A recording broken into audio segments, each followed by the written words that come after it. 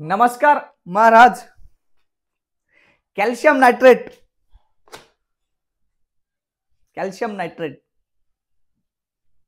कधीतरी वापरले जाणारी बॅग, नाही तर कधीच नाही वापरले मी माझ्या पिकामध्ये, किंवा वापरली बी तर एक दोन टाइम पूर्ण पीक निघेपर्यंत किंवा 2-3 टाइम.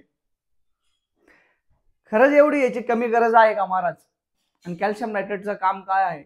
आणि कॅल्शियम नायट्रेटचं काम जर एवढं भारी असेल जे मी तुम्हाला सांगणार आहे, तर मग याला कितीदा वापरले पाहिजे याचे सगळे अंदाज, नियम, कायदे हे तुम्ही ठरवायचे आहेत. मी काम सांगून देतो, डोकं तुम्ही लावायचं आणि तुमच्या फील्डमध्ये किंवा तुमच्या शेतामध्ये तुमच्या पिकानुसार याचा वापर करून घ्यायचा. तुम्हाला जर ज्या ज्या गोष्टी तुमच्याकडे पिकाकडे बघून तुम्हाला समजून जातं की मला पिकाकडून फुटवे पाहिजेत, मला पिकामध्ये क्वालिटी पाहिजे, काय पाहिजे, मग त्यानुसार तुम्ही ही ग्रेड जर तुमच्या याच्यात पल्ल्यामध्ये तुमच्या टप्प्यामध्ये बसत असेल त्याच्यावाल्या, तर ही कॅल्शियम नायट्रेट ग्रेड वापरायची. याच्यामध्ये मी 3-4 गोष्टी महत्त्वाच्या सांगणार आहे. कॅल्शियम नायट्रेटचं काम काय आहे, कुठल्या कंपनीचं कॅल्शियम नायट्रेट वापरायचं आहे, डोसेस कुठले आहेत, एवढे 3-4 गोष्टी थोडक्यात आवडतो. बरेच जण म्हणतात जास्त टाइम घेतो, चला प्रयत्न करू लवकर आवरण्याचा. तर महाराज, कॅल्शियम नायट्रेट मध्ये नायट्रोजन 15.5% आहे. किती? 15.5. मित्रांनो, नायट्रोजन म्हणजे काय? आपला युरियावाला नायट्रोजन नाही हा. युरियामध्ये जो नायट्रोजन आहे, आपला युरियामध्ये जो येतो युरियामध्ये जो नायट्रोजन येतो तो नाही. मग हा याच्यात कुठला आहे? Calcium nitrate. नायट्रेट म्हटल्यावर नायट्रोजन आहे महाराज. नायट्रोजन तर आहे पण नायट्रेट वाला आहे.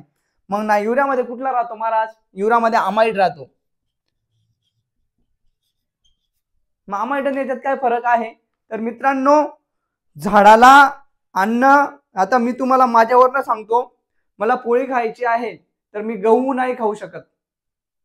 ते शेतात येतील, शेतातून त्याचे गहू काढले जातील, गव्हानंतर त्याला कणिक केलं जाईल, कणिक केल्यानंतर त्याला पोळी खाल्ली जाईल, पोळी बनवली जाईल, मग मी खाऊ शकतो. त्याच्या अगोदर जी पहिल्या प्रोसेस मध्ये होते गहू आणि पीठ, तर मी पीठ आणि त्याचा मळदा मी खाऊ नाही शकत. तशीच काहीशी गंमत आहे. युरियामध्ये काय होतं माहितीये का? अमाइड नंतर अमोनिकल नंतर नायट्रेट, आणि नायट्रेट नंतर पीक घेतं. म्हणजे एवढ्या प्रोसेस मधून त्याला जावं लागतं. जसं मी सांगितलं, गव्हाचं पीठ, पिठाचं पोळी. तर विषय आहे जो याच्यामध्ये जो कॅल्शियम नायट्रेट मध्ये जो नायट्रोजन राहतो तो डायरेक्ट तुमच्या माझ्या साध्या भाषेत पोळी राहतो. म्हणजे रेडी अवेलेबल, डायरेक्ट तोडा आणि खा. तसं याला डायरेक्ट रेडी टू अवेलेबल. मग काय म्हटलं जातं याला? इमिजिएटली अवेलेबल म्हणजे लगेच लागू पडतं. लगेच लागू का पडतं? असा तो टाइम घेत नाही महाराज, असं फिरत फारत जात नाही, डायरेक्ट उपयोगात येतो. मग नायट्रोजनचा फायदा काय? नायट्रोजनचा महाराज शेंडा चालवण्यासाठी, नंतर तुम्हाला फोटोसिंथेसिस, प्रकाश संश्लेषणमुळे झाडामध्ये अन्नद्रव्य तयार होतं, पीक हिरवगार राहतं. त्याच्यामुळे हे जर तुम्ही कॅल्शियम नायट्रेट ज्यांनी दिलं असेल पिकामध्ये, भाजीपाल्यावाल्यांना लगेच रिपोर्ट धावतो, एकदम ग्रीनरी होऊन जाते, एकदम काळवटी होऊन जाते. तर याचं काम करतं फोटोसिंथेसिस, प्रकाश संश्लेषणाचं काम करतं, लगेच लागू पडतं. फास्टर व्हेजिटेटिव्ह ग्रोथ, म्हणजे सुरुवातीच्या अवस्थेमध्ये जी वाढ असते, सुरुवातीच्या अवस्थेमध्ये फास्टर व्हेजिटेटिव्ह ग्रोथ, सुरुवातीच्या अवस्थेची वाढ खूप होते. मग सांगा राजांनो, कोणी सुरुवातीच्या अवस्थेत कॅल्शियम सोडले रे? नाही बाबा, मी तर नाही सोडलं. मी तर 319 सोडलंय, 1261 सोडलंय. कॅल्शियम मी पार फुलं लागायच्या टायमात सोडलं.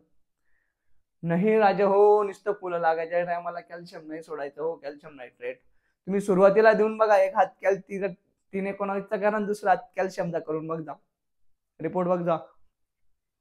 हे फास्टर व्हेजिटेटिव्ह ग्रोथ आहे. तर मग मला फास्टर व्हेजिटेटिव्ह ग्रोथ किती लागते? सुरुवातीच्या काळात. सुरुवातीच्या काळात सोडा महाराज. सोडता का तुम्ही? नाही. मला सांगितलंय दुकानदाराने फुल लागल्यावर सोडा कॅल्शियम आणि बोरान मिक्स. नंतर दुसरं महाराज, हे याचं कॅल्शियमचं, याच्यातलं नायट्रोजनचं काम झालं. दुसरं आहे कॅल्शियमचा. कॅल्शियमचा मेन रोल काय आहे? एकदम सोप्या भाषेत, मी जास्त लिहित नाही बसलो तिथे. कॅल्शियमचा मेन रोल आहे महाराज cell development, cell wall development. Wall putty ही भिंत आहे. म्हणजे ही जी भिंत आहे अशी भिंत तयार करते. म्हणजे इथे ह्या पेशीज राहतात. ही जी पेशीज आहे माझीवाली, म्हणजे ज्या आपल्या पांढऱ्या पेशी राहतात ना, तशा पेशी राहतात. त्याच्या भोवती एक स्ट्रक्चर तयार होतं, एकदम जाड आवरण, जे त्याला रोगापासनं, जे त्याला कमी जास्त पाण्यापासनं, जे त्याला उन्हा आणि थंडीपासनं वाचवण्याचं काम करतं. अशा परिस्थितीमध्ये तुम्हाला जर त्याची सेल वॉल म्हणजे ज्या पान आहे पानावरची जी एक थोडक्यात भाषेत एक परत जर तुम्हाला कडक करायची असेल एकदम भक्कम, जेणेकरून कोणते रोगी लवकर बळी पडणार नाहीत, नंतर कुठलं पीक पाणी कमी जास्त झाला ताणही कमी पडणार नाही का ऊन कमी जास्त झालं त्याचाही ताण पडायला नको, याच्यासाठी सेल वॉल डेव्हलपमेंटसाठी सगळ्यात महत्वाचा रोल आहे महाराज कॅल्शियम नायट्रेटचा. याच्याशिवाय कॅल्शियम वॉल डेव्हलपमेंट व्हायला खूप प्रॉब्लेम येतो. सेल वॉल तुमच्या जर खराब राहिल्या, तुमचा सेल वॉल तयार नाही म्हणजे व्यवस्थित नाही राहिला तर झाड लगेच बरी पडतं, भुरी डावणी करपा कुरपा लगेच सुरू. त्याच्यामुळे कॅल्शियम नायट्रेट गरजेचं आहे महाराज. सोडतो का आपण रे? नाही. किती रुपये किलो भेटतं? चांगल्या कंपनीचं हे तुम्हाला 72-70 रुपये किलो भेटेल. सोडतो का आपण? नाही सोडत. याच्यामध्ये तुम्ही यारा कंपनीचं बी याराचा मेन बाप आहे याच्यामध्ये, म्हणजे त्यांचं काय खदानीच आहेत डायरेक्ट. तर असा विषय आहे महाराज. या दोन गोष्टी आहेत. मग आता कॅल्शियमचे फायदे काय आहेत? कॅल्शियमचे 3-4 फायदे तुम्हाला थोडक्यात सांगतो महाराज. तुमच्या फळ पिकामध्ये तुमचे तडे जाऊ देत नाही, म्हणजे वेलालाही जर तुमचं आमच्याकडे टरबूज वगैरे राहिलं, टोमॅटो वगैरे राहिलं तर टोमॅटोच्या फळाला तडे जाऊ देत नाही. दुसरी गोष्ट, टरबूजच्या फळाला तडे जाऊ देत नाही. वेल असेल तर वेल फाटू देत नाही. असे काम कॅल्शियम नायट्रेट करतो महाराज. डिसीज रेजिस्टंट म्हणजे रोग प्रतिकार क्षमता कॅल्शियम वाढवतो. अजून एक सांगू पुढे जाऊन, तुम्हाला हे माहिती आहे का, मुळांच्या वाढीसाठी किंवा मुळांच्या ताकदीसाठी कॅल्शियम काम करतं. एवढे जर कॅल्शियम काम करतं तर आपण कितीदा सोडतो त्याला पिकामध्ये? मी जेवढं बघितलंय महाराज, तुम्ही कितीदा सोडत असाल, पण मी जेवढं आजूबाजूला बघतो, माझ्या दुकान आहे 6 वर्ष झालेत, नाही सोडत लोक. त्याच्यामुळे हा लपडा आहे महाराज. आता सगळ्यात महत्वाचा मुद्दा हे तुम्हाला आता याचा कॅल्शियम नायट्रेटचा मेन रोल समजला. आता घ्यायचं कुठल्या कंपनीचे मटेरियल वापरायचे आणि याचे डोसेस कुठले आहेत, पहिले डोसेस समजून घेऊ. डोसेस मध्ये तुम्हाला वरून फवारा करायचा राहिला तर 5 ते 10 ग्रॅम प्रति लिटरने तुम्ही फवारू शकता. तुम्हाला ड्रिचिंग करायची आहे महाराज, तुमची केळी आहे, तुमचा भाजीपाला वगैरे आहे, ड्रिचिंग करायची आहे तर तुम्हाला 2 ते 3 ग्रॅम प्रति लिटर टाकायचा. म्हणजे 200 लिटर टाकी असेल तर 2 किलो टाका, 100 लिटर पाणी असेल तर 1 किलो टाका ड्रिचिंग महाराज साहेब.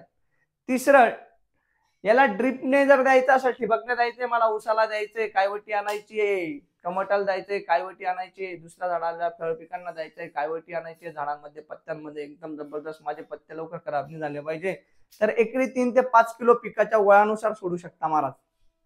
मग राहिला विषय आता मुद्द्याचा, कुठल्या कंपनीचा वापरू? तुम्ही म्हणाल या कंपनीचे काही ठेके घेऊन ठेवलेत का? तसं समजा महाराज, तुम्ही काही का समजत नाही. याराचं घ्या, बेस्ट आहे एकदम. K+H घ्या, इथं आहे माझ्याकडे पडलेला, आणि ICLचं. याच्यामध्ये मिक्स बोरॉनेटेड येतात, 0.5% बोरॉन राहतो, ते बी घेतलं तरी चांगला. म्हणजे बोरॉन काय राहतं? Good conductivity of calcium. Calcium समजा कॅल्शियम बोरॉन बरोबरच सोडायला लावतात बरेच लोक. का सोडायला लावतात? कॅल्शियम हा मधासारखा असतो. तुम्ही मध बघितला असेल ना, इथे जर मधाचा थेंब पडला ना तर ते पसरत नाही, तिथेच पक्का राहतो. बोरान काय करतो माहिती आहे का? त्याला बोरान जर त्याच्यासोबत दिला ना तर त्याचं मधातून पाण्यात रूपांतर करतं, म्हणजे त्याला फ्लो जास्त होतो तो जमिनीमध्ये बोरान सोबत राहिला तर. ती रामलखन की जोडी आहे, म्हणून तुम्ही कॅल्शियम सोबत राहिला ना थोडंफार बोरान सोबत सोडायचा, कॅल्शियम नायट्रेट सोडत राहिलं तर असं आहे महाराज. तर आजसाठी हे जर समजलं असेल तर आपले व्हिडिओ जवळजवळ 20-20 हजार 30-30 हजार लोक पाहतात आणि आपले सबस्क्रायबर फॉलोअर कमी आहेत. जर तुम्हाला काही दया येत असेल तर फॉलो करून द्या. आजसाठी जेवढंच. जय हिंद, जय महाराष्ट्र महाराज.